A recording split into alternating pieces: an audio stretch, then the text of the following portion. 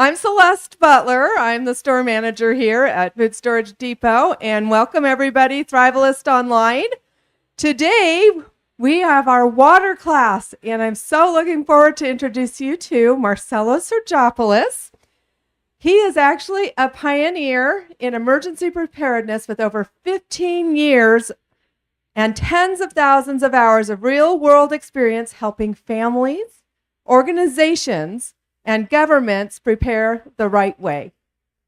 As a first responder, a firefighter, EMT, and CERT, and nationally recognized expert, he has worked with organizations such as FEMA, the U.S. military, major corporations, and tens and thousands of families worldwide. Marcello is the founder and owner of leading preparedness brands, including Food Storage Depot, Purify Emergency Water, and Thrivalist. His work combines hands-on field experience with deep product and systems knowledge, giving him a unique ability to cut through confusion and show people how to get truly prepared quickly, correctly, and without costly mistakes. Just FYI, you guys, Marcello charges $80,000 to $100,000 just to speak with certain organizations and stuff like that. To work with different organizations. Yep. Anyways, I just to work with them. So I want you to take notes, listen carefully. He's amazing. So, anyways, everybody, welcome Marcello Sergopoulos. Thanks, you guys. I'm limping a little bit. Do you guys see what happened here? People want to know about my foot. Yes. Okay, so you guys want to hear the story about my foot. Okay, you see I'm wearing a little boot right here. And my family and I went on a cruise in January. And it was the largest ship in the world and all this amazing food. We're going to all these beautiful islands. And I was super excited because I love to travel and I love to explore. So as soon as I get to an island, I like to go see everything on the island and scuba dive, anything I can. And my wife knows that. Now she's a little bit more of a homebody, like relax. Vacation's about relaxing. I'm more like, man, we're in a new place. Can't be on vacation unless you explore everything, right? And I'm totally excited about this cruise. I got to keep the weight down because I need energy. As soon as we get to the first port, we get to what started Saturday night. What was it? Saturday night, Sunday night. Ate too much food. And so I'm like walking around trying to get rid of it a little bit at nighttime, and I'm like feeling better. Monday night comes around, 2 days or so into the cruise, and what happened is I ate too much food again. And so, I tell everyone that my wife kicked me underneath the table because I took her dessert, but that's not the case.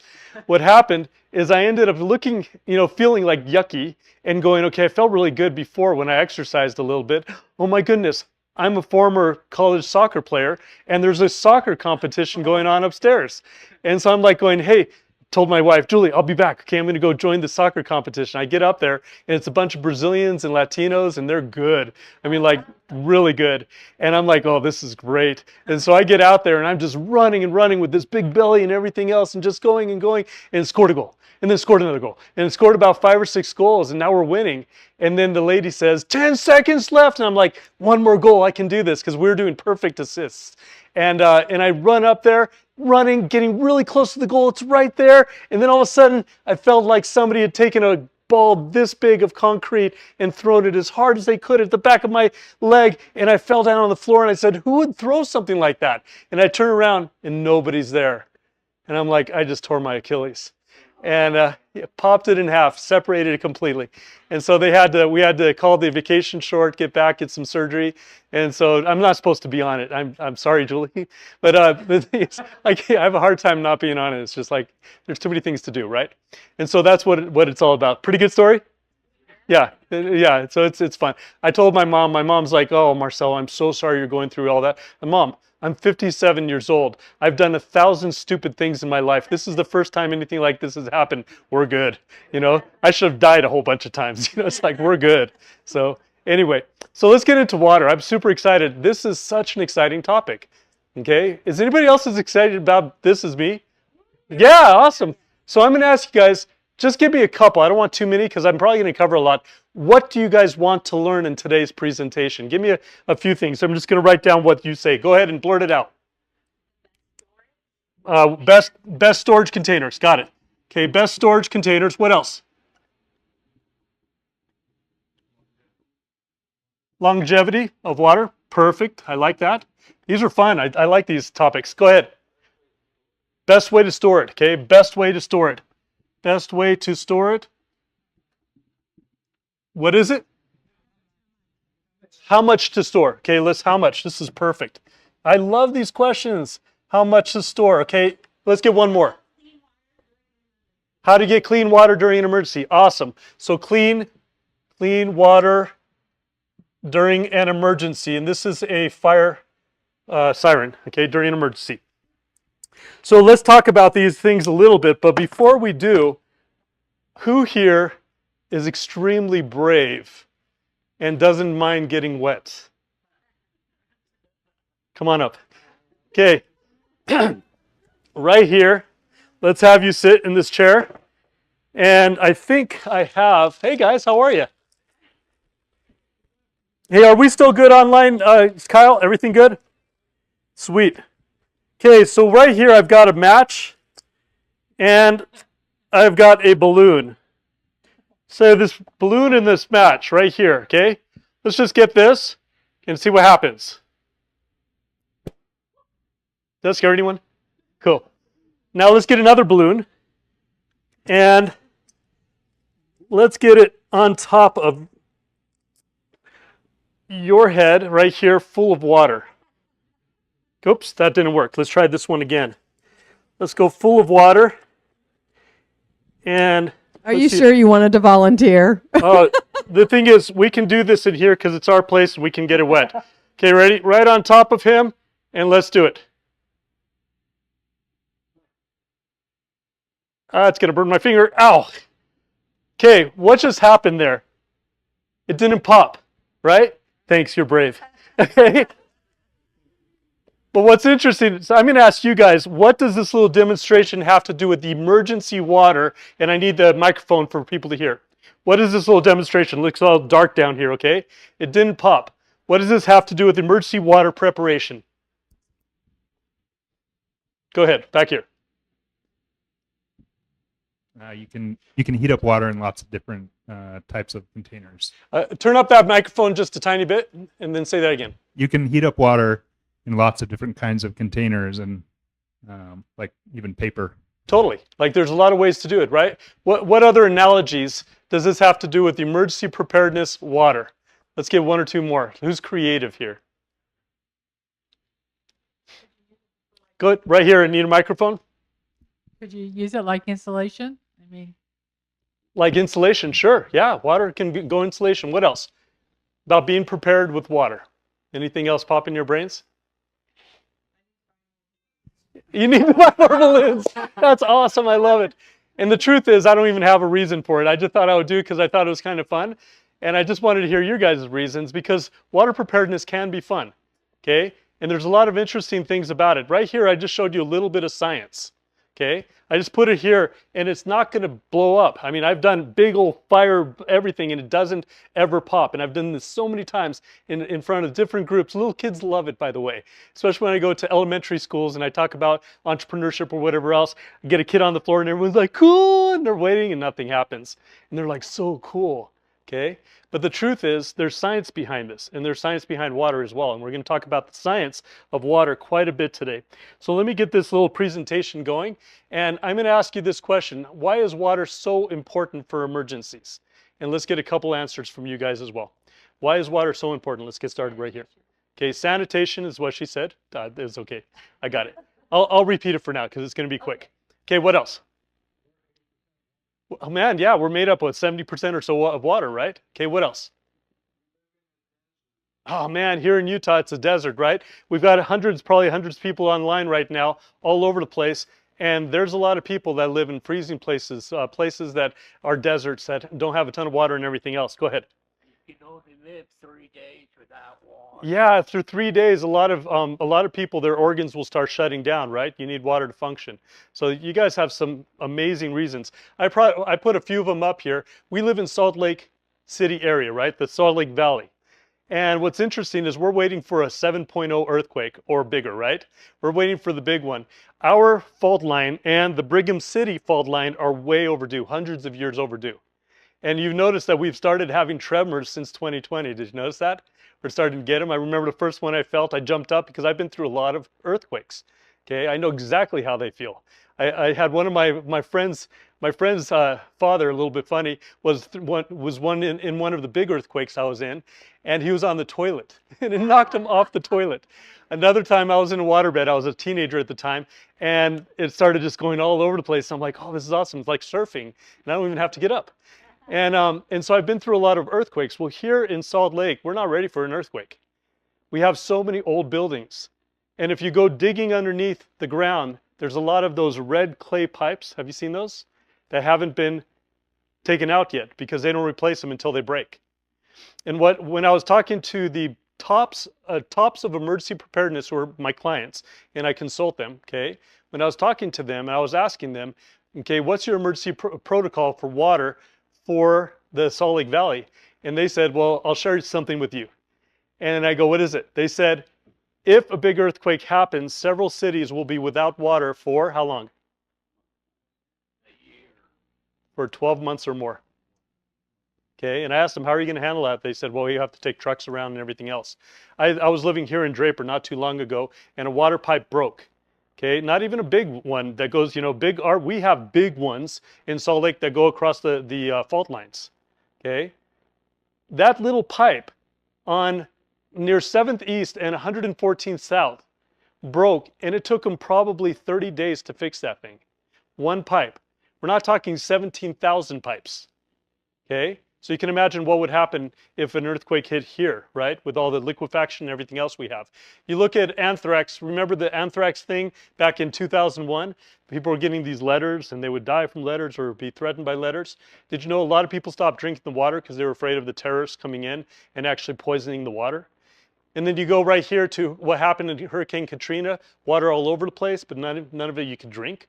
Then you have the Fukushima nuclear disaster. For about 150 miles, people stopped drinking the city water because of contaminations. 150 miles. Okay, we're not talking about 2 miles. We're talking 150 or so. And then you get to Porterville, California, where I was living during this time, in Porterville, next to Porterville in Visalia. And then Porterville, California, 2014, ran out of water. The wells went dry. And all these houses had no way of getting water at all. I was reading one of the news articles from a lady named Yolanda Serrato, who's 58 years old. She had cancer at the time. She had breast cancer. And at the time, she was going through chemotherapy and she's going through radiation treatments, and she was super weak. She had to grab containers and walk over to a place where she could get a little bit of water to go back home and take her sponge baths and clean whatever she needs, clean her hands and everything else, cook with a little bit of water. And this is what she said right here. I thought it was the end for me. It was exhausting. You want to know what it's like to live without water? Turn off your water for a week. That's the only way you'll know. Just a couple lessons here. You remember Haiti. Somebody mentioned sanitation. What happened in Haiti with all the cholera and everything else, all the sicknesses going all over the place? That happened because of the lack of clean water. You know, it happened because of some camps messed up. A whole bunch of people came to one camp, different camps, right? They didn't have water to be able to wash off the counters after cutting meat. They didn't have ways of washing their hands. There's a whole bunch of things that go with water. Same thing with the grid down situation. You guys understand that pump stations will be done pumping within 3 days. If the power goes out, you don't have water in 3 days. That's why people go out and fill up their tubs and everything else, or should at least, right? And then cooking rehydration, right, is a big reason for it as well. And I had to put this in here. The people online might not be able to hear this.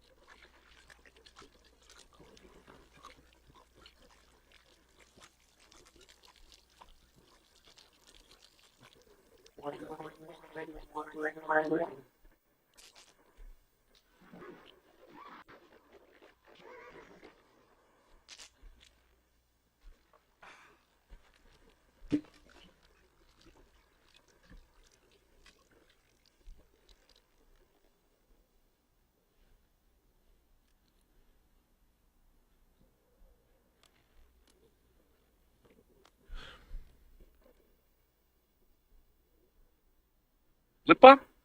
Okay, so you guys got that, right? The biggest reason for water is if you run out of lip balm. So that's what it is. Thank you for laughing. That's one of my favorite. I love the Three Amigos. Super fun. So anyways, let's get to a little bit to the water stuff. I do have a lot I want to share with you guys, so I'm going to go a little bit quickly. That means people online be writing down notes, and I'll give a little bit of time at the end if we have time for questions. So just to let you know, we're going to be drinking from a fire hose a little bit today. Is that all right with you guys? Okay, but we're going to go through a lot of good information. I'm going to have to go a little quicker because we lost about 10, 15 minutes or so because of technical difficulties. So let's go ahead and get into this. There's 4 durations of a crisis. First of all, you have a short-term crisis up to 3 days. Then you have a major crisis, 3 days to 3 months. And then you have a long-term crisis, 3 months to a year. And then you have a lifestyle change crisis over a year.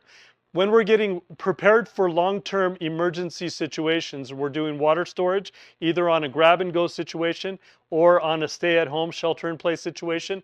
We always want to shoot for the first 2. Does that make sense? And then we want to have a contingency for the rest of it, if we can. Does that make sense? Okay, so we're going to talk about how to do all 4 of these, but we're going to primarily focus on the first 2 to start out with. Now, remember I was telling you there's short-term emergencies and long-term emergencies. In a short-term emergency, okay, 0 to 3 days, right, there might be a grab-and-go situation. If you're in that type of situation where you have to get out of your house or leave the town because riots are happening, who knows what's happening, right? You're going to have to figure out how to survive for those days that you're going to be out there. This is how it goes. When you are surviving for that first few days or first few weeks, it goes by the rules of 3. Most courses in the world follow the rules of 3 when it gets to emergency preparedness. I'm not saying all the world is wrong, but they're partly right.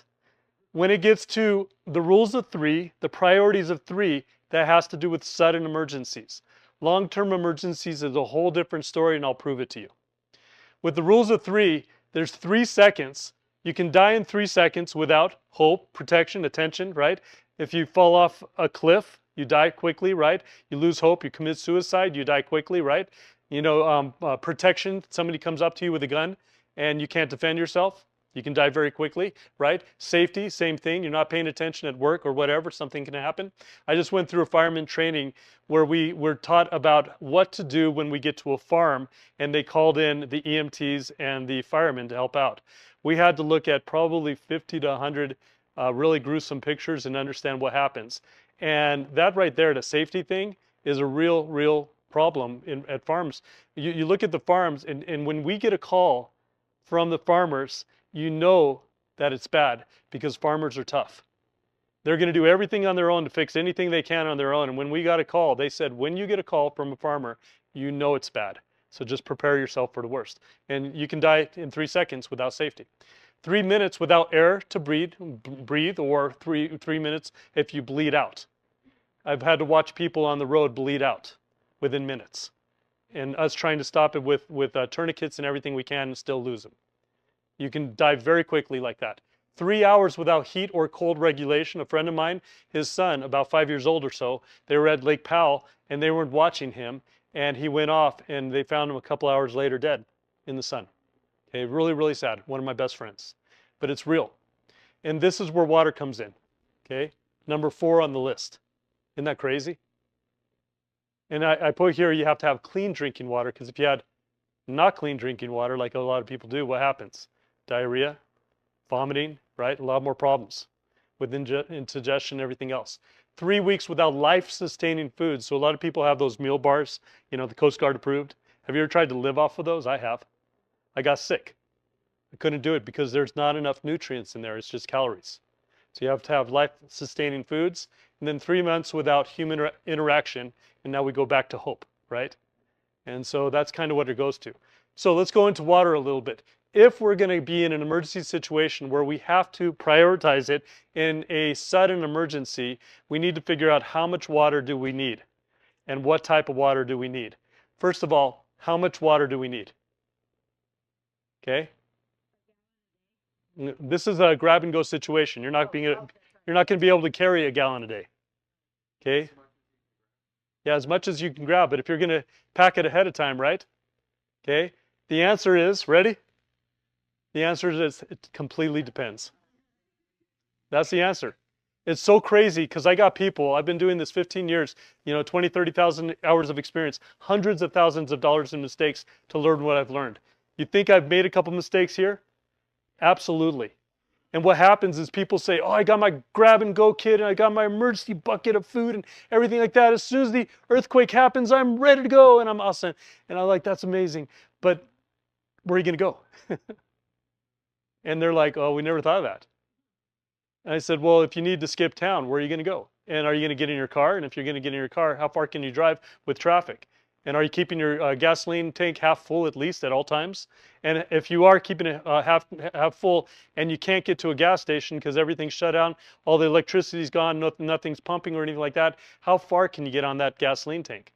So my safety place is about 45 minutes away from my house. And I've got about 3 ways to get there. Okay? And I've got everything ready to be able to live out there for a long time. So if any of you have been through some of my courses, you'll see I have a backpack. And it has 3 liters of water in there. And my wife does too, and we carry some for our kids because they're too young. And I'm not going to walk it, so I got wagons. I'm going to put them in the wagons if I need to, but they're right next to my car. And if I have my car right there, I'm going to throw in some 5-gallon tanks right here. Every family, these are industrial tanks. Every family should have 4 or 5 of these at least. For a whole bunch of reasons, for collecting water, for throwing it in the back of a vehicle if you need to, anything you need to do. And I can literally be out and get to that place. And when I get there, the next question is, I know where I'm going. Who's going to help me there? And how long will I be there? So I've planned for all of that. Okay? And so you might have enough on your backpack, but you might need a lot more water depending on where you're going. So I'm not going to tell you how much. You guys need to figure it out. But just figure out this is water you're going to be used for drinking primarily and for open wounds and a little bit of cooking. So 1 liter is the utmost minimum that you're ever going to do. Can we hold off on questions until the end? And so if you don't mind me, keep going. We got to cover a lot in a little bit of time. So actually, I'll go through these actually, and I'll tell you a little bit more. Right here, people ask me, what type of water should you do? And I sell to a bunch of companies that sell, water, and I've been doing water for a long time. I don't like these. Why don't I like them? First of all, it's super expensive. You're opening them one at a time, getting a little water, and it's just not the best way to go. But they puncture inside kits super easily. And I have a lot of my vendors saying, hey, we want to carry a stronger bottle or something like that so that we're not losing all the water when we put it in plastic bags and try to insulate it and everything else. It still gets punctured. So it's not the best thing to do. And then you have a lot of people that are selling water in cans and claiming 50 to 100 year shelf life. Do you guys want to know where that started? Okay, if you go back to 1942, okay, 1942, because these companies claiming 50 to 100 years, they haven't done any studies on their can. And what happened is I used to own a company years ago called cannedwater.com, okay, like 15 years ago. And I sold a bunch of canned water. This is the one I sold right here, okay? And what we did is we tried to mimic this one right here. This was from the military. They use tin or zinc, which doesn't rust, like aluminum doesn't rust, right? Tin or zinc, non-metal, okay? And when they did that, they not only put the water in there and painted it, coated it, sealed it here. I mean, do you guys remember growing up a long time ago when we had the pop cans and they had that little thing you had to pull and you're always worried about cutting your fingers and everything else, and you tried to squeeze that can. Do you remember how hard those cans were? Like metal, hard, right? That's what this is. And if anybody wants to shake this, do you feel a little bit of suction in there? Yeah. It's weird, huh? It's like a suction in there. Because what they did is they put the water in there, they put a chemical in there to make sure nothing bad grows. Then they pressure cooked it to kill everything inside, sealed it, soldered it. I mean, this thing is indestructible. Okay, just like 1940s used to do, right? But if you opened it today, could you drink it? Absolutely, but you'll want to die because it tastes horrible. Okay? But you can drink this because they did everything right to kill all the microbes. And if you don't have bacteria to start with, can you grow bacteria? No. And the crazy thing is, bottled water, city water, all this stuff right here that you buy from Costco and everything else has bacteria in it. The hardest bacteria to get out is called heterotrophic bacteria. How do I know that? Because I failed a bunch of times to figure it out. Lots of times. And back in 2016, I was trying to figure out, how do we do it? How do we do it? How do we do it? Because we were about to have an investor come in, put about $400,000, $700,000 into canning equipment so that we can put it in aluminum cans like everybody else was doing. And I said, before we give away shares and bring in this investor, can I do a little bit of study on this? I told my team that. And I ended up getting on the phone with the biggest can manufacturers in the world, like Crown and Ball and others. And I started saying, I told them, look, I want to talk to your chief scientist if that's okay with you. And they said, yeah. And I got on the phone with the chief scientist in the world, right? It's so cool. And I got to ask them all these cool questions. And I said, can I can water in an aluminum can? And they said, absolutely not. They said that is there's a couple big companies, one starts with P and the other one starts with C, that have done a really good job of making the aluminum can the cheapest packaging in the industry. The only reason why this can has any strength at all is because they put gas on it to push on the outside, and cylindrical is strong. Without the gas, it would crush. So that's the problem we were having with this can right here, because we would pressure cook the water inside and there was residual oxygen inside, and it would rust from the inside out and rust from the outside in because it's not tin or zinc. And when we transported it, because we pressure cooked it, and you feel that little, remember I showed you? Because of that, when we had other cans on top of it and we would transport it from one atmosphere to another atmosphere, it would crush. So it just didn't work. So now all of a sudden you get a can like this and you can put gas in it, and you can transport it all over the place. Well, that gas also becomes a weakness because this little hermetical seal right here, you put it in heat, cold, or anything like that, and this little hermetical seal will loosen over time. And if you have any pop in there, it'll actually create a hole on the side. That's how thin it is. It'll empty out. So 15 years later, you have no water. If you do this on the top and leave it in heat cold, same thing happens, and the pressure from the inside pushes on the outside. You guys want to see a couple ideas? Or I'm not supposed to show these, so I'm going to cover this up so you can't see who it is. But two people, go ahead and grab them and shake them and tell me what's up with this. Never opened. What are you feeling? It's half full. Okay? That half full within a couple years. Isn't that crazy? Never opened. And it's full of gas. It's still strong. Isn't that crazy? So it doesn't work, is what it came down to. So we're trying to figure out, how do we do it? How do we do it? How do we do it? And we're like, okay, wait a minute. Glass. What happens with glass? Yeah, it breaks. Not good for emergencies. And then all of a sudden, HDPE plastic, the safest plastic in the world. The same thing that you use plastic for milk jugs, right? We're like, HDPE plastic. That's amazing.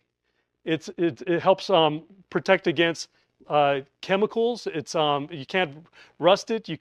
There's no aluminum poisoning. I mean, it's just a safe plastic. It's not like the cheap plastics that are very brittle, that you get a whole bunch of crazy plastics in and microplastics that kill you over time. And you'll notice this right here. Do you see the bend in this?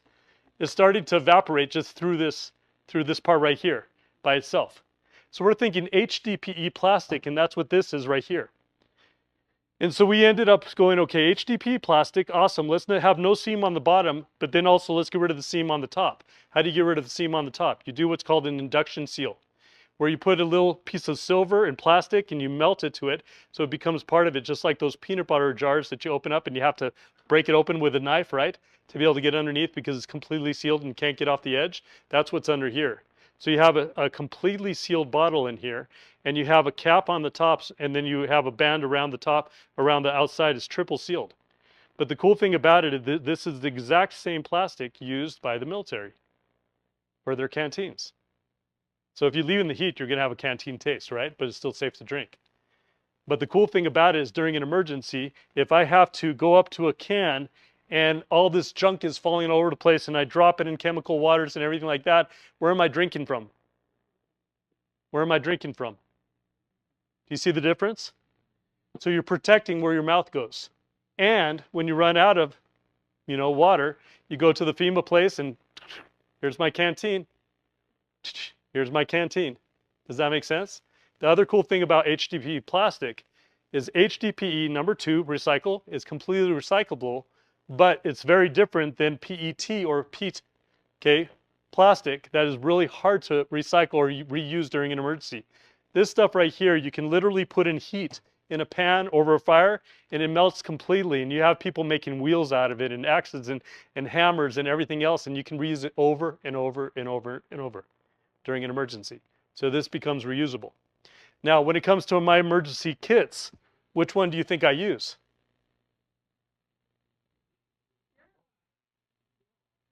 Both. Isn't that crazy? I just sold you guys on Purify, which is an amazing water. And it's cool because you can put it away for 20 years plus, because 20-year shelf life. And by the way, 0 bacteria. What happens when there's 0 bacteria? We tested it out to 20. We could have gone to 100. We could have gone to 1,000. This plastic doesn't break down. It can go to 1,000 years. And if you have no bacteria, what happens? Indefinite shelf life. So our reseller said, stop at 20, please, because we want to resell it, right? But we could have kept going. And we stopped at 20. We are the only packaged water in the industry that has tests that show that we tested it out to 20 years. Accelerated tests, okay? Which is really cool. But during an emergency, I do both. This one's going to save me money because I buy it once and 20 years from now it's still good. And I don't have to replace it every year with inflation and everything else, right? And I don't have to even think about it. This one right here, I take during an emergency, and you have no ribs or anything like that, right? I take off this little label here, and it could be any of these bottles, but try to get them without ribs. And if I drink this up during an emergency and I need more emergency water, I can go to a stream full of bad bacteria in it. And as long as it's clear enough, okay, I can see through it, right? I can actually take this, fill it up to about that far, shake it up, get a lot of oxygen in it, fill it up all the way, and close it up, put a little tin foil underneath, and leave it in the sun for 4 to 6 hours, and it kills all the bacteria. And then I can drink it. So I have a mixture of two things in my kits, because it just makes sense. Does that make sense to you guys? Okay, awesome. You guys understand why we need all 3 of these, right? Okay. Let's get to filters. Let's talk a little bit about filters, because filters is the next thing you need. If you can get clean water, great. If you can't, then the best way to do it without having to boil it all day long and waste fuel is get a filter. If you can't get a filter, by the way, and you got clear water, boil your water. That's how you clean it. So it makes sense. I don't even have to ask. But the point is, right here, these are not my favorites. Ceramic, like I have 2 of these at home. And I thought they were the best because Swiss and everything else, right? But I was out during I was hiking the Tetons, and I have a really funny story about that. Probably shouldn't share it here, but I'll share it. Anyways, so Grand Tetons, okay? We were out in Grand Tetons with snow and everything else with a ranger friend of mine. Now the story is, after that or before that, I can't remember, I was doing business in Mexico City. And I met this lady, and I was really trying to be kind to her and everything else. She goes, oh, I just got back. You're from Utah. I just got back from Wyoming and Idaho. And I said, did you see the Grand Tetons? Well, she was from France, and I didn't know what that meant. But Grand Tetons doesn't mean something we want to talk about here, okay? And she looked at me like with the craziest face, like, what? Did I see the Grand Tetons? Okay, scratch that. You guys, I digressed way too much. So going back to this, okay, I'm in the Tetons with a ranger friend of mine. And he's pumping his water with the MSR and the catechins out there. He's just pumping and pumping and pumping. And I asked him a simple question. I said, what's going to happen tonight when we go to bed and you have that filter, ceramic filter, full of wet water inside still, because you're not going to drain it or dry it while we're out here, and it freezes overnight? And he goes, I never thought of that. I said, that's okay. Nobody does. Okay, your ceramic is going to crack. Okay. You go through Texas where my sister is, and she said, what do I do? What do I do? It's freezing. I said, well, fill up your tub, do everything you can to get water. And she has a drip filter with ceramic in it. Now, you don't throw it away. If it cracks, and you're not sure it cracks, keep the filters, because you can use those to pre-filter water. You can get dirt and stuff out of it. And then use another filter to get the bacteria out. So never throw away your filters. But you're taking a chance on ceramic. And then people use iodine. So I sold thousands and thousands and thousands of these bottles that the missionaries used to use. And I thought it was the best in the world back in the day when I didn't know anything about 15 years ago. So I was selling these all over the place because they said, oh, they go down to 99.99% of everything, all the way down to viruses. And then finally, as I was on with their scientists, and I just said, can you tell me how this works? Because I know enough about filters right now to know that this isn't the best filter in the world. And he goes, well, we use iodine. I go, I'm sorry, I didn't hear you. We use iodine. I said, I'm sorry. Can you say that one more time? We use iodine. And I'm like, okay, so you're using a filter with iodine in it, and you're telling people that it's killing everything. And they're like, yeah, you suck it through a straw and it kills things along the way. I'm like, no, it needs about 20 to 30 minutes of contact time. You get it in there and you shake it and you hold on and you hope that the iodine gets to it. Does that make sense? So it's just not the best way to go. Then you get to the next one, which is ultraviolet. I have these at home right there. Okay? One of the reasons I don't like them is because if you drop it, it breaks. It breaks, you're not going to be able to kill anything with it. Now, the second reason is what? It takes power, batteries. You have to have batteries, and that can die out. Third, it also takes contact time. So if you're doing this in the bottle and you didn't get the lid or underneath something, or you can't see it or whatever, if the light can't get to it, then it's not going to be able to kill it. Make sense? So it's just not the best way to go. And hollow fiber is the big thing these days. Everybody's using hollow fiber straws and everything else. Okay, those hollow fiber, again, think about it this way. I went to Costco, and they were selling 4 straws for $20 on sale, and it was like such a good deal. Grab them if you can. Grab them. Wonderful. Okay, and some straw is better than no straw, right? Something's better than nothing. But if you think about that, $5 each. How much did Costco pay for them? How much did it cost to make it? And you're going to save your life on that. Does that make sense? Okay. When you think about it, there's a lot of marketing out there, and you take a lot of these fiber straws and you drop them from about 6 feet, or let them freeze with water inside them, they're gone. So it's just not the best thing for emergencies. My favorite is going to be the electro nano adduction, nano adduction, not abduction, but adduction filters. What that does is, and I'll grab a few here for you guys to see. Here's one right here that can go inside a drip filter, okay? Here's another one right here that goes inside a bottle. If I can grab it, it's inside there, okay? That goes inside a bottle. These right here are the coolest technology that I know of in the industry, and barely anyone knows about them. Let me see if I have another one here to show you guys. There's that one. Here's another one right here where you can put it in water and fill up things or whatever you need to do. All of these there's a lot of companies out there, and if you don't know about the technology, which I do because I work with the guys who helped create it, okay? People out of Florida and people who they moved overseas to Europe and everything else. I've been able to work with them and learn a ton about these filters. These filters, you can drop them, you can freeze them, you can a whole bunch of stuff. It doesn't work on pore size like everybody else does. Because if you take a straw, for example, we talked about the hollow fibers, and you try to go down to the virus level, you're going to be blowing your brains out trying to suck through it. That's why people have to pressurize it, then it breaks it quicker. With these right here, you can have big hole sizes because it's using an electrical charge to stop viruses and bacteria and protozoa. Okay? And because it's stopping it, and then in that filter, it has carbon, so it kills that stuff afterwards. I'm sorry, silver impregnated, it has carbon to help with the chemicals and tastes. It's just a great filter. And how you know it's bad is when it's done, is that it doesn't suck through anymore, or it's filled up, throw it away, get a new one. It's just the coolest filter. So I tell everybody, if you're going to do it right, that's what my AIM Ranger friend took away from me, by the way, is he wanted to use that for the rest of the trip. So we talked about short-term emergencies. Everybody good with that so far? Good information? You guys liking this? Let's get to the next stuff. This is long-term emergencies. Remember I was telling you guys that, that when it comes to long-term emergencies, the rules of 3 do not apply. And I have a bunch of stuff that I teach in my courses. You can see some of the stuff: first aid, heating, cooling, fuel, lighting, energy, shelter, self-defense, entertainment, communication, transportation, tools, supplies, sanitation, hygiene, health, safety, funding, all these things. And there's way more than this. And we get people completely prepared for emergencies. But I put this up here just to overwhelm you a little bit on purpose. Because during an emergency, people say, man, you have to have those or you die. You have to have first aid. You have to have this. You have to have that. And I said, but there's something that's the biggest priority. What's the biggest priority during a long-term emergency? Water, and second is food. You got it. Okay? And I'm going to prove it to you guys. You ready?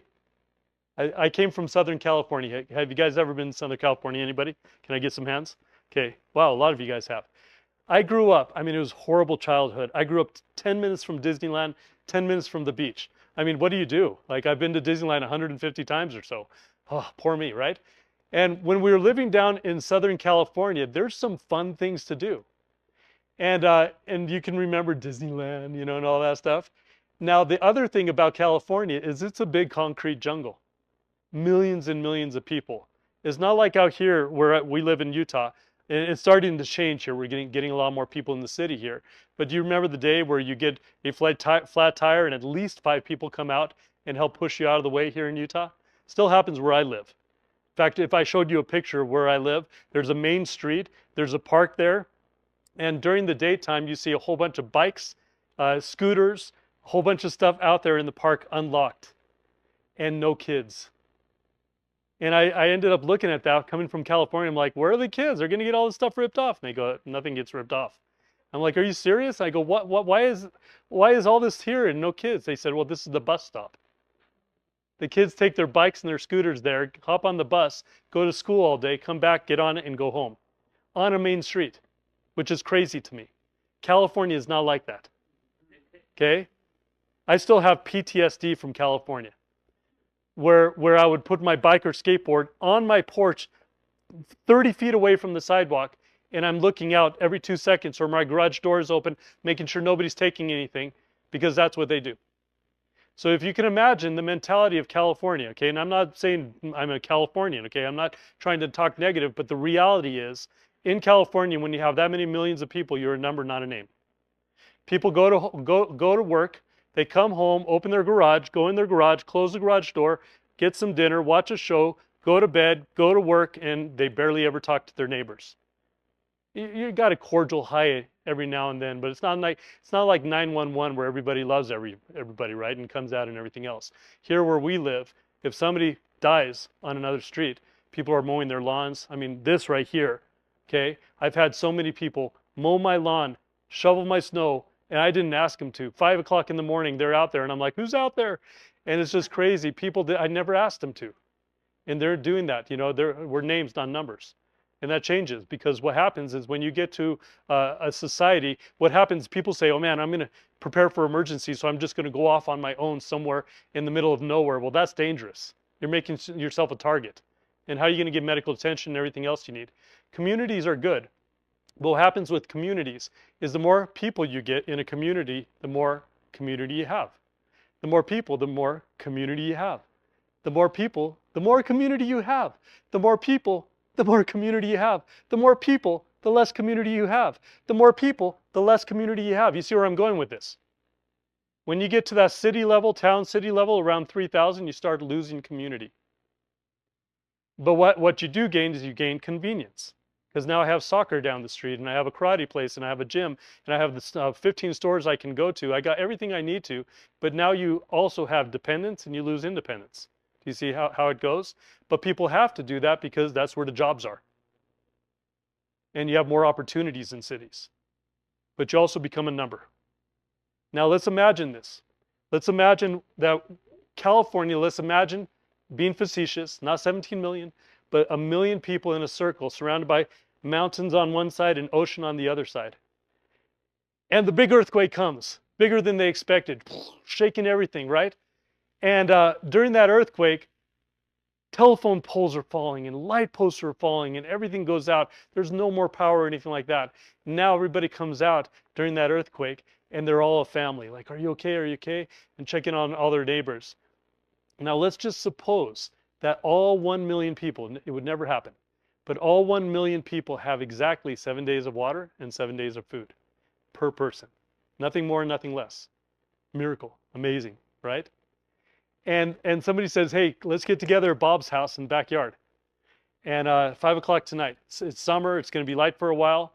Let's all get together. Everybody grab your perishables, your meats and everything like that. Bring your barbecues over. We're going to try to dry as much meat as we can, put them in the smokers. We're going to try to preserve as much food as we can to feed us until FEMA can come. Okay? And that night at 5:17, they're going to start at 5:30 and talk about all their plans. At 5:17 that night, you hear off the tables a few of those emergency radios placed around the whole backyard. You hear beep, beep, beep, beep, and everyone's quiet, quiet, quiet. Hi, this is FEMA and Southern California region. We're sorry, we're not going to be able to get to you for a while. The earthquake happened from Baja California all the way up to the Canadian border, and it's just too many people, and you're blocked in because of the mountains, and we don't have ships or anything to get there, and your roads are damaged and your airports are damaged. We can't even fly in. We don't have the resources for you. You guys are on your own for 3 months. Okay? I doubt they'll get there in 3 months. But you're on your own for 3 months. It's probably going to be more to like 4 or 5. It always is. Every emergency. It happens. What do you think is happening in that backyard? Okay? It's crazy, right? Some people laugh and giggle and like, ha, what do we do? Because they're nervous. Other people start screaming and crying. Other people are acting tough. Oh, there's nothing big deal. And they're all grabbing their food and going back home. Okay? So what happens now is we're 3 days into the emergency and you hear pop, pop, pop, pop. And you're like, that sounds like gunfire. Okay, and you're like, oh, this is getting crazy. And then the next morning, your little home improvement neighbor pops his head over and says, Marcello, don't open the door for anyone. I'm like, why? What's going on? Well, 2 cops came to my door and they're all bloody and I was worried about it. I looked through the peephole and I was like, oh my goodness, I got to help them. And I'm glad I had my chain on and I'm glad I had my gun on me because they weren't cops. They must have taken the cops' uniforms and everything else. People are coming in our neighborhood. They're trying to get everything they can from us. Okay, that's day 3. Day 5, you see fires going on and looting. People coming in and taking stuff. Day 6 comes around, one more day of food and water, okay? And you hear people overnight screaming and crying and people fighting with each other and little kids getting nervous, feeling the energy and everything like that. And at that point, I'm like, I got to calm my daughter down. So I go down the street around the corner and I know there's a nurse there. I've seen her parked there. Get out of her car and go in there in her scrubs. And I go knock on her front door and I say, anybody home? And no sound. And so I knock again, anybody home? And I hear a little rustle. I heard you, I know you're in there, I know you're a nurse. My daughter, she sprained her ankle and I just need an elastic bandage from you. Can I just borrow one? Just put it through the door. You know? What do you think she's going to do? Not a chance. Are you trying to get my door open so you can rip me off? Forget it. You know, go use a sock, use something else. We're dying in one day. Get out of here. And then I'm thinking, oh man, I got to tell my mom in Oklahoma that, you know, that I'm okay still, I'm alive. I don't want her worrying about me because nobody can communicate. And I know 4 streets down the road, there's that guy with that big ham radio tower. He's got to have some ham radios, maybe a backup power supply. So I go through people's backyards, jump in, and I get in his backyard, knock on his back window and say, hey, if you're in there, just slip a ham radio through the window. I'll give it right back. I just got to call my mom and see if she's, you know, just let her know that I'm okay. What do you think that guy's going to do? Here's my gun, buddy. Get out of my backyard. Okay? That's what happens when you don't have enough food and water. So let's switch the situation. Remember I told you I would prove it to you? Let's switch the situation. 1 million people. Okay? Everybody has at least a year's worth of food and water. Everyone. Okay? Which would never happen. But everyone has a year of food and water. And beep, beep, beep, right? FEMA comes on and says, we can't get out there for another 3 months. What happens in that backyard? Okay, guys, well, let's organize things. We got enough cans. We got enough long-term food. I should say enough long-term food. A year's supply of 30-year shelf life from Thrivalist, right? Okay, there you are. That was my plug, okay?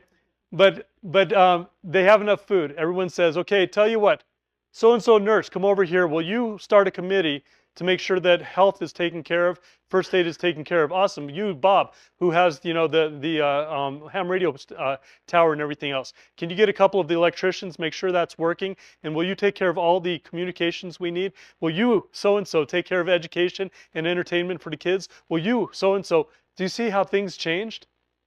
In a long-term emergency, the most important thing is water. Then food. And everything else falls in place inside a community if you have those two. People figure out how to help each other. That's why it's that important to have water. So let's go a little bit further. How much do we drink and use every day? On average, 80 to 100 gallons, mostly flushing toilets. So people say, well, how much water do we need for emergency long-term storage? And what I tell people is at least 2 gallons per day per person. At least 2 gallons per day per person. You're going to use that for cooking, okay? You're going to use that for drinking. You're going to use that for first aid, for sanitation, for toilets, food rehydration, cooling on hot days, fire control. There's so many things you're going to be using it for. 2 gallons is the minimum. Not 1 gallon like a lot of people say. So if we're going to do this little calculation right here, I'm going to have everybody online, okay? Probably a couple hundred of you, so don't get lazy, don't stop. I want those people online and those people here to calculate how many people you are preparing for. Okay, get that in your mind. How many people are you preparing for? 4, 5, 2, 3, get it in your mind here. And then figure 2 gallons per day per person equals 60 gallons for 1 month per person. So take your 60 gallons, okay, and times it by how many people, and figure out how many gallons you guys need right here for your family for 1 month. Can you figure that out? When you got that, can I get some thumbs up? Sweet, we got about half of you. Any more thumbs up? You guys figured out what it is for you guys? So I've got a family of 4. 30 days, 2 gallons, that's 240 gallons I need for my family for 1 month. So with that in mind, how long should you get water for? And I tell people never go under 1 month. And people say, well, I don't have a place to put it. I live in an apartment. And this was taught to me by a mentor of me in business. You know, I used to be director of entrepreneur development for the state of Utah, done over 30 companies. And I've had some really tough mentors. You know, when you want your heart massaged and all that stuff, I remember one of the mentors said this: excuses are useless. I'm like, ouch, that hurt. And I said, well, I don't have the money for that. You don't have the money? That's an excuse. He says, it's not the money. You don't have the resources. It's always about resources. It has nothing to do with money. You might not have the money, but your brother, sister, mom, some cousin, whatever has plenty of money. They don't have the time. You have the time, right? You can help them get prepared, and they're right down the street, and you can share a location. So you always have to be creative because excuses are useless, right? And I'm not trying to be mean. I'm just trying to say, don't give yourself excuses. You can figure out how to do it. So you're saying, well, how do I do 1 month? Where do I put it? Get creative. Figure out how to do it. And then I tell people, shoot for 3 months. Why would you shoot for 3 months? Remember we talked about the different levels of emergencies, right?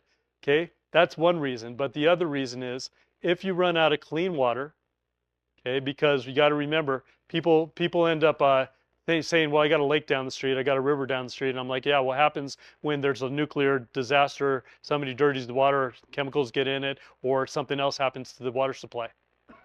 You need clean water at home. So you give 1 to 3 months. Now, Arizona is the exception, should be about 5 to 6 months. Because typically within 3 months, you're going to get a rain or a snowfall. And you can collect more water in a long-term emergency. So 3 months is the minimum that I would do for a long-term emergency. But the minimum you should have for any emergency is 1 month. So how do you store all that water? That's the big question. This is what people do. Is this a good way to go? Right there? Okay. Think about it this way. If you go to Costco and get one of those things that everybody grabbed during 2020, that's about 5 gallons of water. Now, if you calculated what, 240, give me some of the numbers that you guys calculated for 1 month. Can I hear some of them? Give me a couple numbers. 120, what else? Anybody go higher than 120?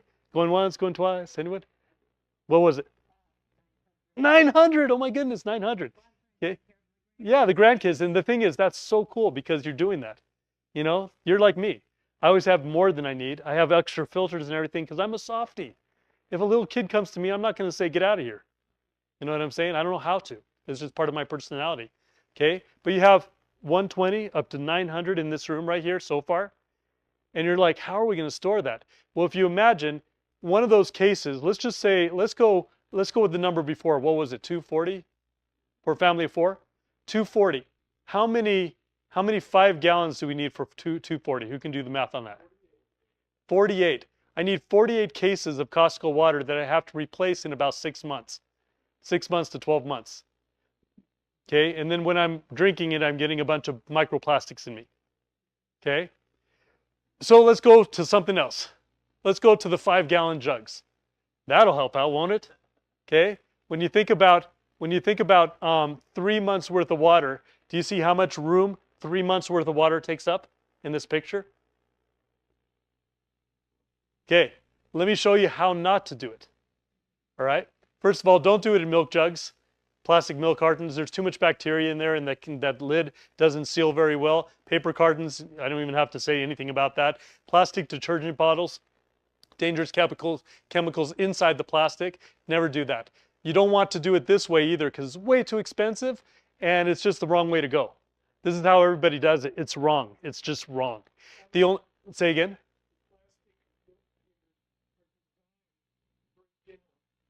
Eventually, yes. And so there's different types of plastic. If you go to a high density plastic, okay, those become brittle if you're thin enough, right? Okay, so good job on that. Now we're looking at this right here. This is the wrong way to go unless you are doing relief efforts and you're going to be handing out a ton of bottles. Then it's fine. That's who we sell to. We sell to all these large, like the state of Texas and FEMA, and a big corporation that has a fruit that I'm not allowed to say, but a whole bunch of big companies we sell to. They buy pallets and pallets and pallets of 20-year shelf life water, and then put it away so they don't have to rotate it and don't have to think about it. And during an emergency, they can hand out the canteens for people to reuse. So that's what they do, right? So when you get to this right here, the right way. Some people go into these type of bottles and they use a cap and they sanitize and everything like that. You can do that if you want to save them. It's just going to take up a lot of room. But this is the right way to do it. Put it in HDPE like we talked about, right? HDPE, like the plastic bottles we're talking about. Put it in those type of tanks and you can get a lot of water in a little bit of space. Remember we talked about my family of 4? Take a look at this right here. Do you see this tank? Guess how many gallons this is?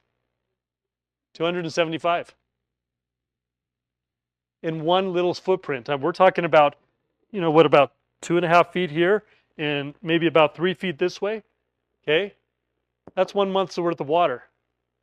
That's not bad. This one, 275 again. This one you can get locally. If you're going to do that, you're going to need to protect it because again, it can get brittle in the sun. Okay, so you got to be a little protective of that. And with that right here, I'll just show you really quickly. If you're going to get these type of tanks, you want to get something big enough for your family, the right plastic, again, safe for drinking, HDPE plastic, with a proper UV rating. So the minimum UV rating I would go is 8. That means 8 years in full sunlight. And you might be higher up, closer to the sun. You might be lower, closer to the beach, right? You might be closer to the equator. Right? You're building these for 8 years in the sun. That means if you put it out of the sun, which you should do, it's going to last much longer than 8 years. These right here, 20, we did 20 or 22 on these. Do you remember? Yeah. 20, I think it was 22 on these. I think we did 22 on these, 22 years. This can stay out in the sun. It might be completely faded, but it still works. But we don't want to put it in the sun because that's done. It's water. It's the most important thing. Okay? Dark colors so you can keep the mildew from growing from the light. And I love the color gray because when you open up your garage and you have your water in there and the bright blue tanks, what do people see? Oh, you got water. Cool. I'm coming to your house. Right? First generation tanks are good because you don't have the chemicals embedded in the plastic, which sometimes are hard to get out. Sometimes people buy it from a place that had saline or whatever. And I'm like, where did they get it from? And you just got to be real careful when you're getting tanks. So if you can afford it, get a first generation tank. If you can't, make sure you know where the source was and get it super, super duper clean before you put water in there. Especially because if you have chemicals in the water, the filters don't take chemicals out. So I see people, saying I'm going to drink my pee during an emergency. Wow, that's really gross. But I'm going to drink my pee during an emergency. I'm going to put it through a filter. That uric acid goes right through the filter. It's chemical. Okay? So it's not smart to do. Don't drink your pee. Okay? So convenient. You can have vented caps like this one does, where when the water starts coming out of the spigots, for example, it just allows it to flow through. You could do that. You can have good spigots, and you want the right spigots. For example, these are bald spigots that are made out of brass. Brass has copper in it, antimicrobial, okay, which is amazing. Then you want something thick, rounder, or usually a rotational mold, something very sturdy. This right here, just to let you know, the more round a tank is, just like water droplets are round, right? The more round a tank is, the more cylindrical it is, the stronger it is. If you have a thick enough plastic, it doesn't have to be completely round. This has a thick enough plastic. I've seen companies out there that were the best in the industry, and I fill it up, and they have oval, and I see it come out like that far. And that's called deflection. And if something heavy drops on it during an emergency, guess what's going to happen? So you want something that actually can hold the water in really well. This one's a really well built one, and we have a few other ones we've recommended in the past. So the right plastic, I'm not going to go through this because of time. I'm just going to tell you that there's a lot of cool things, and I can go through this some other time. This is my garage right here when I was teaching a class on water, and I just told people exactly what they need, right, without getting too crazy in my courses. But you'll notice the 3 tanks back there is 3 months worth of water. I had an extra tank, so I ended up filling up another one. So I've got technically about four months worth of water for my family of 4 in my garage. And a way to collect a lot more water right down the street in about 3 different places, like walking distance, really close, okay? So how do you clean and fill your tanks? I'm gonna go through this really quickly with you because of time, but I'm just gonna show you guys really quickly how to do it. Is that okay? Can I get somebody strong? Get up here, you can help me out. Okay, here's a big tank, right here. If I got this tank from the manufacturer, there might be plastic pieces and everything else. Go ahead and get over here on this side. And with this right here, what I'm going to do, and I'm just going to go through this instead of going through the PowerPoint because it's just a lot faster for me. If I were to get this tank and I wanted to clean it before I stored the water, what I would do is I would take a hose, open up the spigots at the bottom, and I would just get all the pieces of plastic out. Then I'd get some, just like washing my car, I'd get some Dawn soap in a bucket, and I'd put it inside there, close the spigots, and then I would take this with a friend of mine and grab it and pick it up from the bottom. Okay, it's not that heavy, is it? And then I would just swish it and then turn it all the way over and get all the soap on underneath, up, and everything like that. And then I would take a hose, put it down, go ahead and put it back down. I would take a hose and I would just spray it all out and let it come through the spigots and clean it out again, because there's a spigot in the middle here for buckets and a spigot at the very bottom.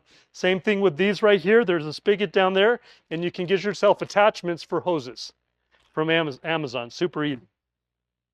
Thank you. So when you look at that, after you've gotten the soap and the water out, cleaned out, get any oils, anything out of there, then you want to sanitize it. Now, sanitizing, you can use bleach if you want to, but bleach isn't the best thing. Bleach goes bad in about 6 months. A lot of people don't know that. You know, they'll store bleach for emergencies, not understanding it still smells like it's working, but it doesn't work. So it's just not the best thing to do. And after a while, it breaks through the plastic bottle and goes into your carpet, and your carpet disintegrates and completely turns white. Ask me how I know that. Okay? So it's not the best thing to do. So if you're going to use bleach and clean it all out, then you're going to want to use brand new bleach, non-colored, no scents, nothing like that, and then make a concentration and clean it all out, rinse it out afterwards. I personally like hypochlorous acid. That sounds dangerous, doesn't it? Okay, you can get hypochlorous acid machines online. That's all we use at home. It's 120 times more powerful than bleach at killing microbes. And guess what? If I had it here right now, I could spray it in my mouth, spray it in an open wound, put it on carpet just like I do when my kids pee on the floor and it smells. I just kill everything with that and it doesn't bleach the floor. It's made out of 3 different hard to get chemicals. You guys ready? Actually, elements, chemicals, and all that stuff. One of them is called water. The other one's called salt. And the other one's called white vinegar. And then you put it through an electrolysis, electric machine, right? That changes the chemical structure. And for a couple weeks, that thing is about 120 times more powerful than bleach and super safe. Hypochlorous acid. I just have machines at home I've tested out and everything like that. We make it on a normal basis to use for cleaning our house all the time, cleaning everything. but it's really easy to create in about 15 minutes with, 5 cents worth of materials. And now all of a sudden you're able to clean something so much better with it. So that's what I recommend. When you do that, make sure you get the lids, make sure you did, sanitize everything. And then once you've done that, you want to fill it as quickly as possible because you don't want bacteria to start growing again. So you fill it up. When you're filling up the tank, and I hope you guys don't mind, I can go through the PowerPoint, but I already know all the stuff. So I'm just letting you guys know it's super easy, okay? And when you're filling it, okay, this right here, by the way, use potable water hose. This is one of the ones we sell right here. It's an RV hose. You don't want to use a regular hose because when you're putting a regular hose in there, you're actually putting chemicals in there. The hoses aren't that safe that we're using, and our little kids are drinking from them all day long.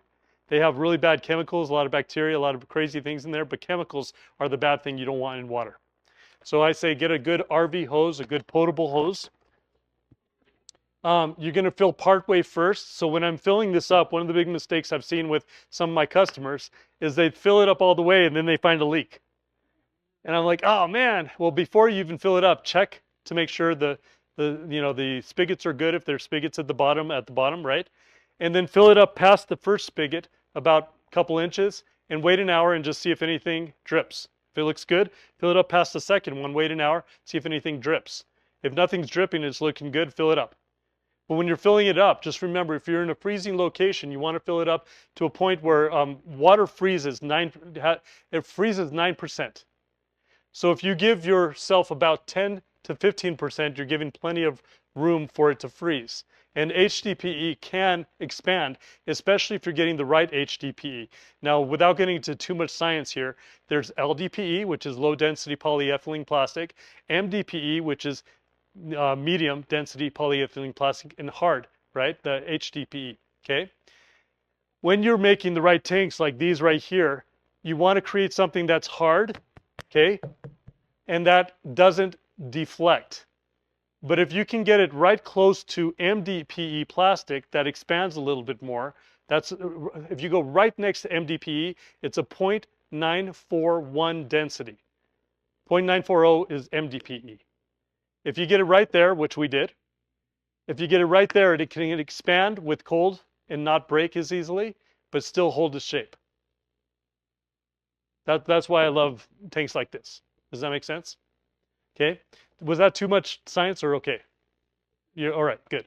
All right. So what you're going to do is you're going to allow for freezing. You're going to treat or stabilize the water. If you're going to treat the water, again, if it's water, clean water from the city, you probably don't really need to treat anything because it's been treated enough already, and you can add a stabilizer in there. And this is a stabilizer, for example, has copper and silver, which are both antimicrobial, and you can put it inside here and it'll stabilize your water from growing biofilm.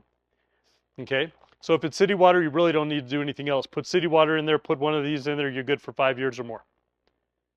Now, if you're using river water, lake water, whatever, some people go, okay, well, let's kill the microbes inside there. So they put a little bit of bleach, and that's what we're all taught to do, is do bleach. Or they do calcium hypochlorite, which is pool shock, which I would tell you don't do because it's dangerous. It'll melt metal from close by, and it's just dangerous. I did it before. I sniffed it. It hurts your lungs and everything like that. If you want to do it really simply, you do what's called chlorine dioxide. Chlorine dioxide works really well at all types of pHs, around 7, 6.5, 7.5, works super well.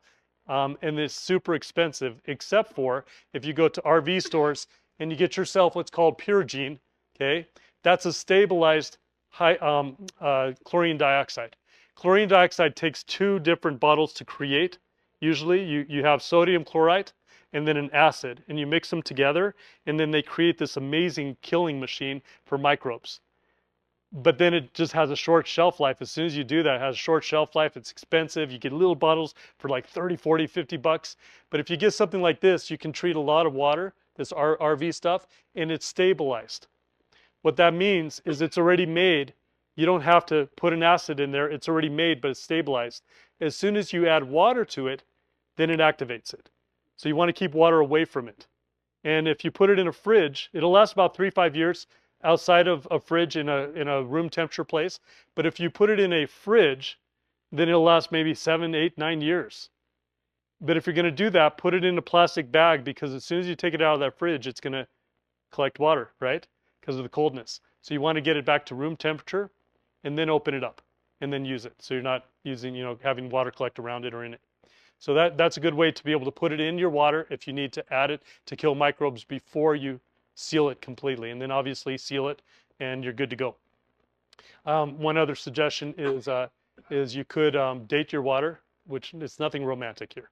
Okay, you can date your water where you can say I put it in here at this date and just use a dark pen. And remember to secure your water. Don't put it in a place where things can fall on it and everything else, and secure it to the wall, just like I did in the picture I showed you earlier. Okay, so where do you store all this water? That's the next question. Is this still interesting? Are you guys okay? I know that we usually go for an hour and a half, and we had a lot of technical difficulties. Is it okay for me to go for another 20 minutes? I have a ton more material, but I'm going to get through as much as I can. Can I get some thumbs up online? Kyle, are we okay to go for another 20 minutes or so? Or what are people saying? Yes? Keep going? Okay, I'm going to keep going. So with this right here, where do you store all that water? And by the way, true story. I was talking to a guy and he said, I'm not going to get one of those tanks and put it in my garage. I got the cleanest garage in the world and I've done everything I could to make my garage pristine, and I'm not going to put junk in there and everything like that. And I sat there and I said, I think it's awesome that you like to be organized. And I had a good rapport with him. And I just sat there and I said, but get over it. I said, you got to get over it. You're not going to sit there during an emergency when your kids are starving and thirsty to death, okay, and dying. You're not going to sit there and go, wow, look at how clean my garage is. This is amazing. Okay, so get over it. Figure it out. Excuses are useless. Figure it out, right? So you want to do it away from chemicals and gases, not directly on concrete because it can bleed through, okay? Avoid temperature extremes. People say, well, how do I get it off the concrete? Just get yourself a cheap piece of non-treated plywood and put it underneath, just a throwaway piece. That's what I do, throwaway pieces from Home Depot, and I just put it underneath. It's good enough, right? I don't like to do it on pallets because pallets have too much wobbly room, right? I just need something super flat that can get wet if I'm washing the floor, right?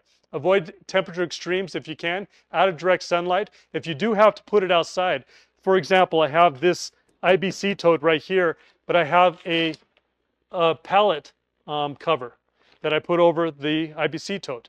You can do the same thing on big tanks or any other tank.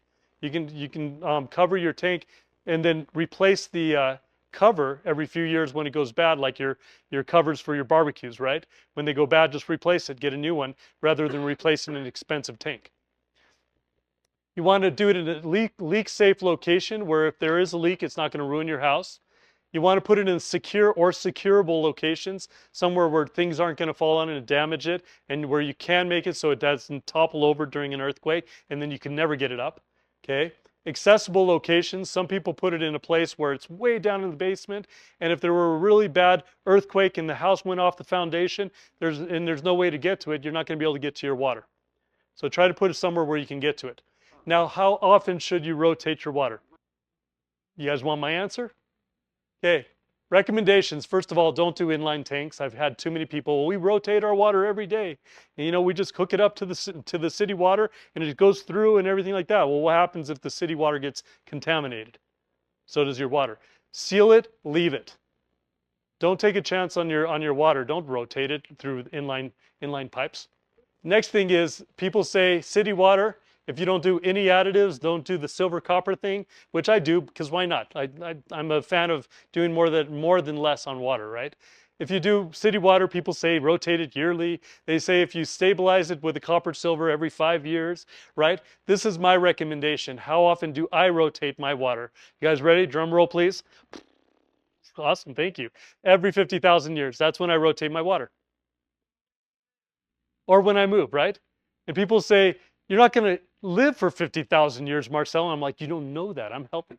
But but the truth is, if you do your water right and you store it right and you do all the cleaning and you put clean water in there, stabilize it and everything like that, it doesn't matter, because what you're going to do is you're going to take that water and you're going to put it through a drip filter anyways. before you drink it or use it on open wounds. Whether you put it there a week ago or 50,000 years ago, it doesn't matter.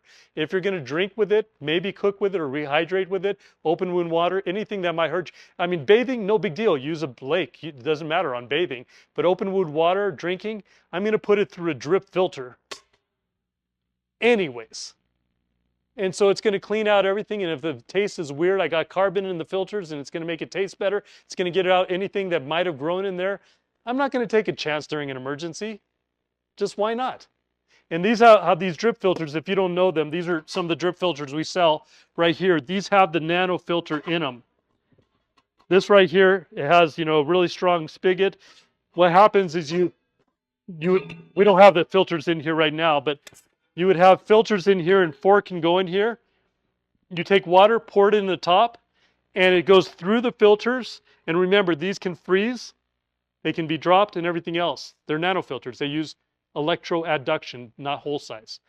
You put them in here, it drops into this right here with clean water, and you drink from the bottom, and it's good to go. You don't have any movable parts where you're pumping all day long and breaking things. Super easy. Pour dirty water in, get clean water out. And during an emergency, you can filter a lot of water very quickly. I mean, gallons per hour. And you can be drinking it, first aid, everything with this. We use this stuff every day at my house anyways. So probably a couple, I would say, I'm not sure how long this one's rated for. Let's see what it says. But what I've learned is with these right here, what I've learned is when it stops flowing, it's just bad. So if it's not flowing anymore, it's clogged. It's like it's gone through everything. I would say you probably get a couple thousand gallons out of it is my guess. So per filter is my guess. So that gives you a little feel. So that's why I don't like rotating. I don't like making things more difficult. And I like making things more safe. So that's my solution. Capiche? Good? Also, here's another thing I want to bring up real quick. You want something with activated carbon, silver impregnated in it, but make sure you take care of your filters. Your filters, every filter out there, even the one I had a second ago, every filter is put together with glues. Glues are what seals filters at the end, every filter. When you are taking care of your filters, if you leave it in a 120-degree garage or some type of camper or whatever else, what's happening to the glues? They're breaking down. I was on YouTube and I was watching a guy. He said, "Hey, I'll show you how to sanitize your filters," and he threw it in boiling water. Okay, and you just ruined your filter. Okay, so you just got to be real careful and take care of your filters. Remember, water's the most important thing. This is one thing I've recommended also is if you're going to have a tank, get 2 tanks. Okay, the reason for that is because you can help protect against cross-contamination. If you have one you use up and you need to fill it up with water while you're using the other one, it keeps it so that you can avoid problems if you need to avoid cross-contamination, if there's a situation that comes up like that. So I just say get 2 tanks at least. And it's just a good way to go, a good rotating way to go. Let's keep going. What if you're running out of water? These are things you can do. In a short-term emergency, fill your tubs, sinks, holding tanks from the toilet, water heaters, house pipes, jacuzzi or pool, if you have a good filter. Because that chlorine, right? You can put chlorine. Salt water is a different story. But chlorine you can put through these filters and it'll take the chlorine out. And so you could be drinking it, but you don't want to drink it straight from it because there's too many chemicals, you're going to have problems. So you want to get the chlorine out, especially if you have a good carbon filter is good for that because it has more carbon. And so you can have 2 different types of filter, nano filter, carbon filter, and it'll help with pool and jacuzzis as well. And then we have river, stream, lake, pond, some rain collection, snow collection, well water.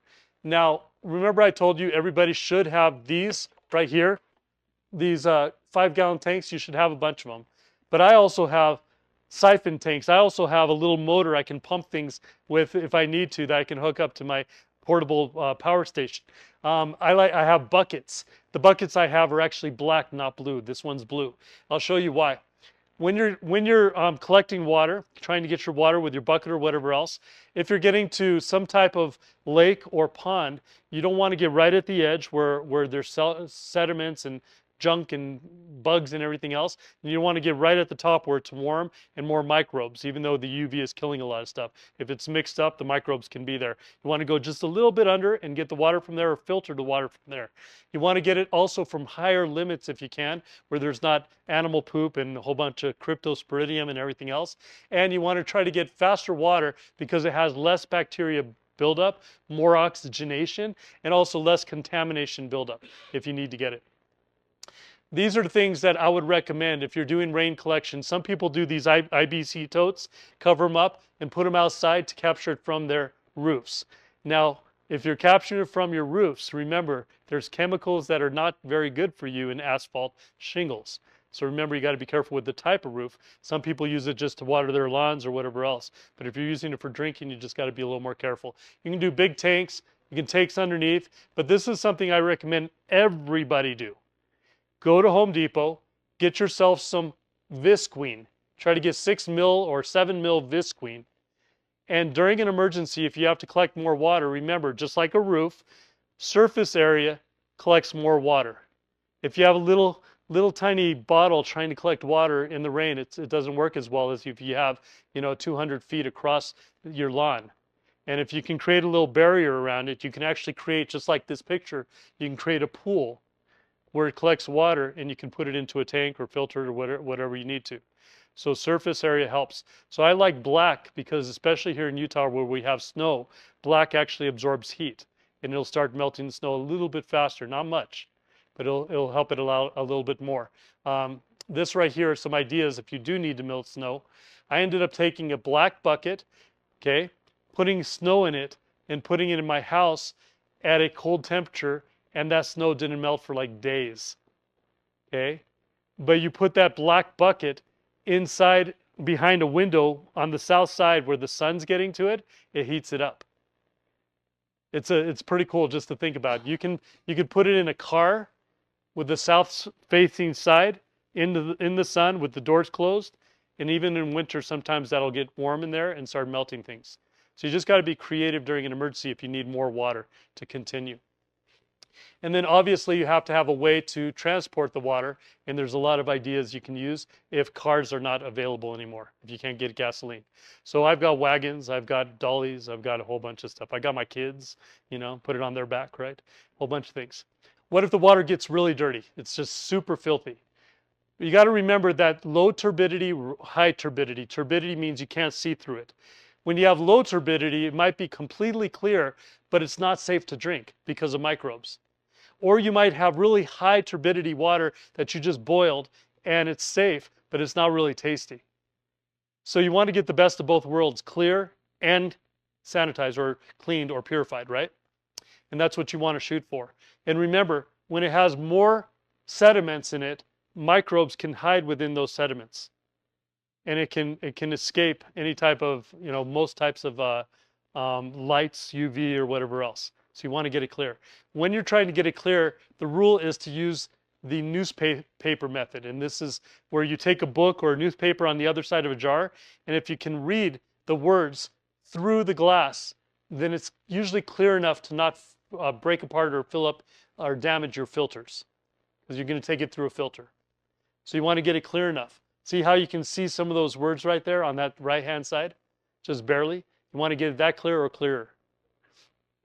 So here's some ideas I'm going to give you to be able to clarify your water. Number one, you can use cloth pre-filters. People say, oh, I'll just put it through a bandana. Have you ever tried that? It comes out almost as dirty as it went in. Okay? Or a sock or a shirt or whatever else. I've tested so many different things. Felt like a small micron felts work okay. The thing that I found that works the best is canvas, of all things. A really untreated, thick canvas. I put this dirty water through that canvas and look at that, look at how it came out. Isn't that amazing?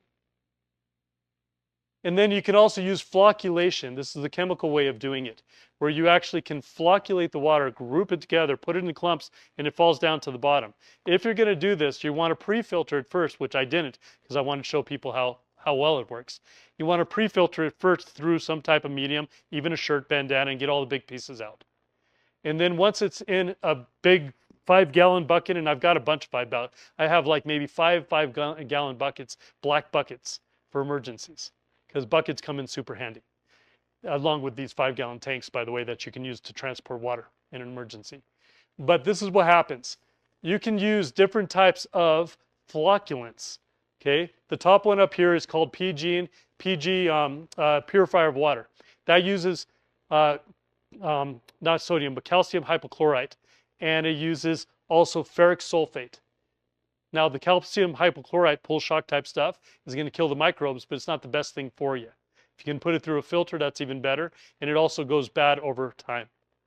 If you can get yourself pickling alum from the store, and I just got big containers of it because why not? But if you can get alum and take like a quarter teaspoon to a teaspoon for a 5-gallon bucket of water, you're going to make yourself a concentration. You're going to take that quarter teaspoon to a teaspoon, find out what works for your water, right? Okay.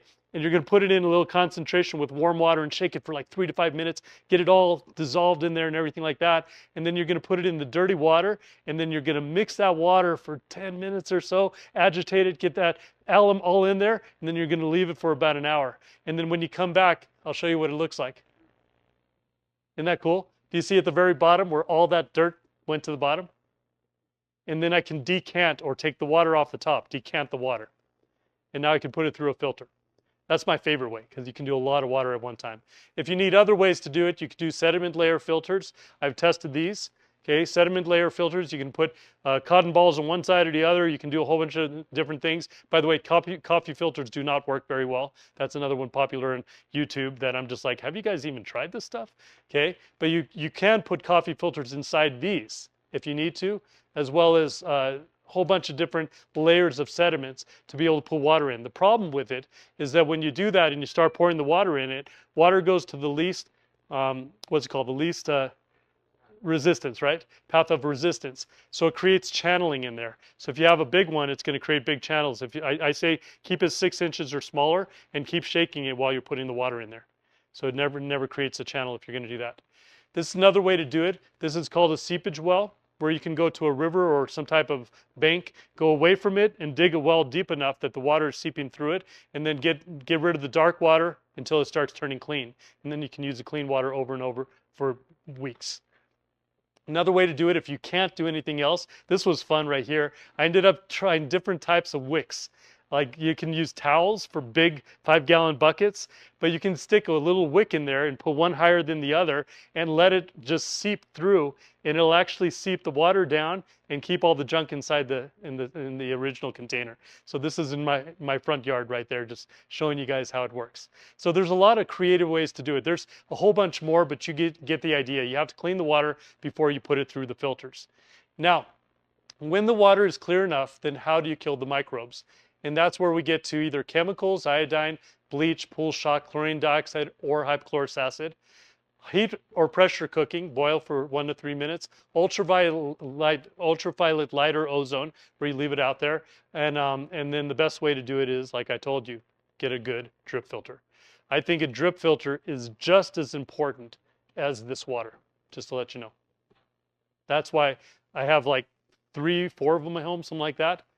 And they're just that important. I have a ton of backup filters as well. All right, so you guys get the idea.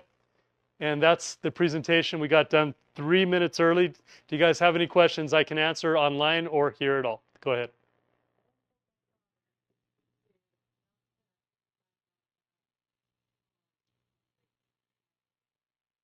Can you get rid of what? It's not, just clean it out and do it again. Do it the right way. Yeah, so just do it the right way. And if you're worried about that, right? And again, some of those 55-gallon tanks, some of them have a little lip at the bottom that keeps it from touching the floor. So if it has one of those lips, you're fine. Okay?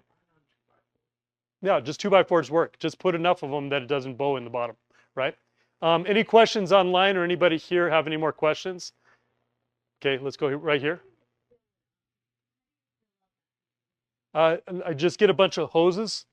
Use the RV hoses as far as you need to get from, your water, your hose water, all the way into the tank. That's it. Just use hoses to be able to get it there. Okay.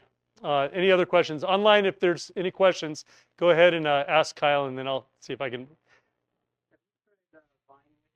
Yeah, so vine wicking is really cool. I had that picture in here, but I thought it was a little bit too much, but it just takes too long.